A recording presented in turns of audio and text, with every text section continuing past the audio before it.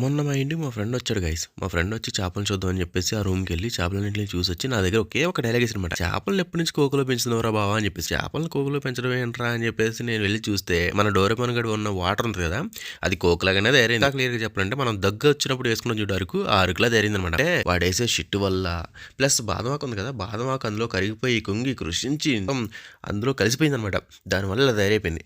So, ఇలా తయారైపోయింది కదా! మొత్తం క్లీన్ చేద్దామని ఫిక్స్ అయిపోయాననమాట. ఫిక్స్ అయిపోయి క్లీనింగ్ కోసం అయితే దాంట్లో ఉన్న బాదం ఆకుని, ఆ బబుల్ ర్యాప్‌ని ఇదంతా తీసాను. వాడు అంత చెత్త వాటర్‌లో కూడా బబుల్ షేడ్ అయితే ఫార్మ్ చేసుకున్నాడు ఫుల్‌గా. అంటే వాడికి అంత కంఫర్ట్‌గా ఉన్నట్టుంది.